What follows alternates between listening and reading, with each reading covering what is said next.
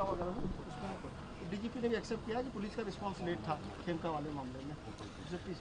देखिए, अपराधी बेलगाम हो चुके हैं। नीतीश कुमार जी ने अपनी नैतिकता को बेच दिया है और अपराधियों ने जो है इनकी नैतिकता को खरीद लिया है। इसलिए सत्ता में बैठे लोग जो हैं, अब तक मुख्यमंत्री जी सामने आकर के एक शब्द भी बिहार में बढ़ते अपराध के बारे में आज तक एक शब्द नहीं कहा। अमित शाह जी और प्रधानमंत्री जी के दुलारे मुख्यमंत्री, चिराग जी के प्यारे हो गए मुख्यमंत्री, और इन सब लोगों ने जो है अपराध जिस प्रकार से बढ़ रहा है, कभी भी बिहार के अपराध को लेकर के ये लोग बयान नहीं देते कि मौजूदा 20 साल में इतना अपराध बढ़ा है, क्या हो रहा है। ये पूरी तरीके से बिहार में राक्षस राज आ गया है। आखिर क्या हो रहा है? एक घटना होती है थाना बगल में, 2 मिनट में पैदल चल के आ जाए, लेकिन 2 घंटे लेट आई खेमका जी का, और अब तक हत्यारे नहीं पकड़े। हमारे गोली चली, क्या हुआ? एक खेमका जी के यहाँ उनके घर के बाहर उन्हीं की हत्या कर दी गई। अभी जो है नालंदा में ट्रिपल मर्डर हो गया, डबल मर्डर हो गया, सिवान में ट्रिपल मर्डर हो गया। आपका डीएवी स्कूल के बाहर सगुना मोड़ के जस्ट चंद दूरी पर जो है गोली मार दिया जाता है। मुख्यमंत्री आवास के बाहर कभी गोली चल रहा है, कभी आपका विश्वेश्वरैया भवन के सामने गोली चल रही है, और अपराधी जो है नहीं पकड़े जा रहे। आप समझिए क्या स्थिति बनी हुई है, जेलों की क्या स्थिति बनी है। अगर जेल में भी छापा मारा जा रहा है तो जेल किसके अंतर्गत है?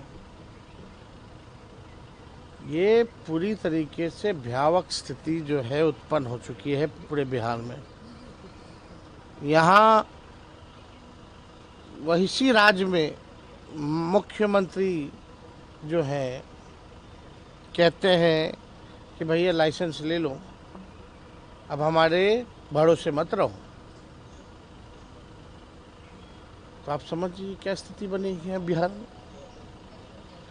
ये बिहार का दुर्भाग्य है कि जब जब भाजपा सत्ता में आती है, नीतीश कुमार जी सत्ता में रहते हैं, तब तब जो है अपराधियों को जेल से बाहर निकालने में नए नए कानून बनाए जाते हैं।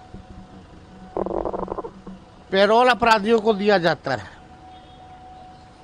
और जितना ट्रांसफर पोस्टिंग बिहार में हो रहा है, जो काबिल अधिकारी हैं उनको सेंटिंग, जो नॉन परफॉर्मर जो है पैसा देके डीके टैक्स देके जो आएगा उसका मेन जगह पोस्टिंग। अब पोस्टिंग भी चुनाव को देखते हुए हो रहा है, जातीय समीकरण को देखते हुए हो रहा है कि फलना जात का आएगा तो यहाँ ऐसे उनको प्रताड़ित करेगा। ये केवल इसी पे सरकार चल रही है। आज कौन सुरक्षित है बिहार में? ना डॉक्टर सुरक्षित है, ना इंजीनियर सुरक्षित है, ना कारोबारी सुरक्षित है, ना किसान की बेटी सुरक्षित है, ना किसान सुरक्षित है, ना मुखिया सुरक्षित है, ना भाजपा के नेता हो या और कोई दल के नेता हो, कोई सुरक्षित नहीं है। लगातार हत्या हो रही है। पुलिस खुद सुरक्षित नहीं है, पुलिस का एनकाउंटर हो रहा है। आखिर इस राज्य में सुरक्षित कौन है? भयावह स्थिति है। बिहार में जितने कारोबारी हैं उनको डर लग रहा है, बाहर निकलने से डर लग रहा है। कारोबार क्या चलाएगा?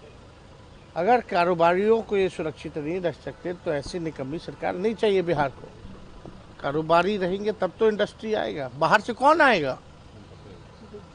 बिहार वाले को ही ये सरकार जो है अपराधियों को संरक्षण दी हुई है। बिहार के कारोबारियों को गोली से भूना जा रहा है। 5 साल पहले उनके बेटे को मारा गया, आज इनको मारा गया। अब तक कोई अपराधी नहीं पकड़ा गया।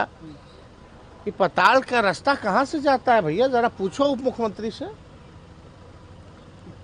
भाषण देने में माहिर लोग हैं, पाताल से खींच के ले आएंगे। अरे 5 साल से क्या कर रहे थे?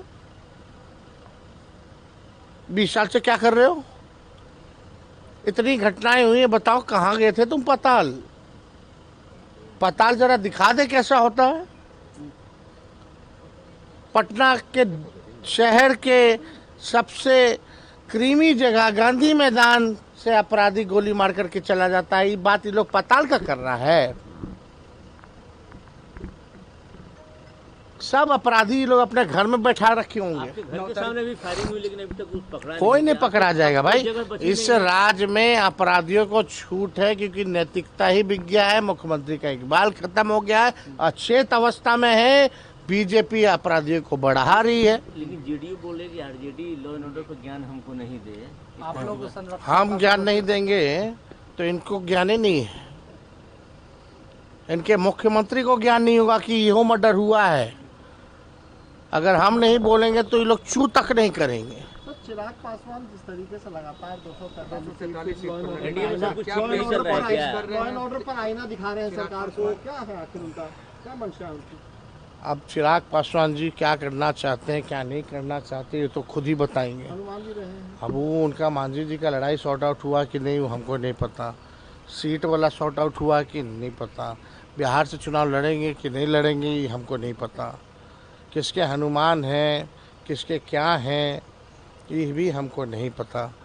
चिराग पासवान जी के पास एक बात तो तय है कि कोई आइडियोलॉजी है ही नहीं। बढ़ रहा है अपराध पे कमेंट करेंगे लेकिन सरकार का समर्थन करेंगे। जो लोग संविधान को खत्म करेगा आरक्षण को खत्म करेगा बाबा साहब को गाली देगा उसके साथ खड़े रहेंगे। इनको अपने से मतलब है। इन लोगों को सत्ता में बैठे लोग बस अपने आप से मतलब है। बिहार बिहारियों से कोई मतलब नहीं है। ये इनका तीसरा टर्म है एमपी को। बताओ एक काम जो चिराग पासवान जी ने जमुई की लगड़ किया हो तो या केंद्र मंत्री रहते हुए 1 साल से ज़्यादा हो गया एक काम बिहार के लिए किए हो तो काम करना नहीं है बकवास ज़्यादा करना। सब तो एक्टर सब है ना वहाँ। एक्टिंग करने में क्या दिक्कत है किसी को? करे लोग एक्टिंग। 9 तारीख को सर चक्का जाम 9 तारीख को देखिए राहुल गांधी जी और हम दोनों मिल करके जो है चक्का जाम हम लोग करेंगे।